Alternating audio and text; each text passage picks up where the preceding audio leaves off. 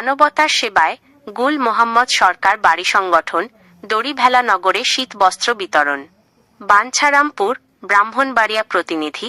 ব্রাহ্মণবাড়িয়ার বাঞ্ছারামপুরের দড়িভেলানগর গ্রামে মানবিকতার এক উজ্জ্বল দৃষ্টান্ত স্থাপন করেছে গুল মোহাম্মদ সরকার বাড়ি সংগঠন।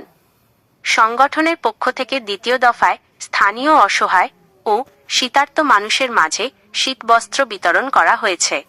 গত 12ই ডিসেম্বর 2025 দড়িভেলানগর প্রাথমিক বিদ্যালয় সংলগ্ন ডাক্তার আহম্মদ আলী সাহেবের বাড়িতে এক আড়ম্বরপূর্ণ অনুষ্ঠানের মাধ্যমে এই কার্যক্রম সম্পন্ন হয়। আজ 12ই জানুয়ারি সংগঠনের কার্যালয়ে আয়োজিত এক সভায় অনুষ্ঠানের সফলতার কথা জানান নেতৃবৃন্দ। অনুষ্ঠানের বিবরণ।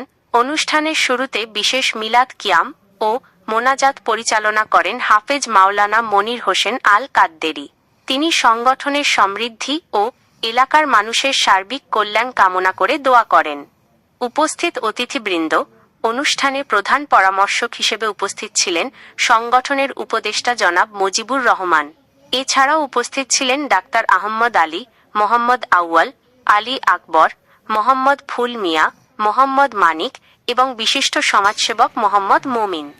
সংগঠনের কার্যনির্বাহী কমিটির পক্ষ থেকে উপস্থিত ছিলেন হারুন আর রশিদ, যুগ্ম সাধারণ সম্পাদক, শামছুল হক, কোষাধ্যক্ষ, মোহাম্মদ সিহাব, সহকারী কোষাধ্যক্ষ, জয়নাল আবেদিন, আন্তর্জাতিক বিষয়ক সম্পাদক, বিল্লাল, স্বেচ্ছাসেবক টিমের সদস্য।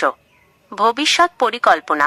আলোচনা সভায় সংগঠনের পক্ষ থেকে আগামী ঈদুল ফিতর ও ঈদুল আজহা উপলক্ষে নতুন কর্মসূচি ঘোষণা করা হয়।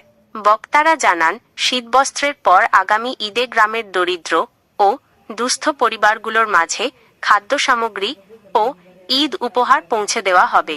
তারা দৃঢ় প্রত্যয় ব্যক্ত করে বলেন, আমাদের লক্ষ্য কেবল সাময়িক সাহায্য নয়, বরং এলাকাবাসীর সুখে দুঃখে পাশে থাকা।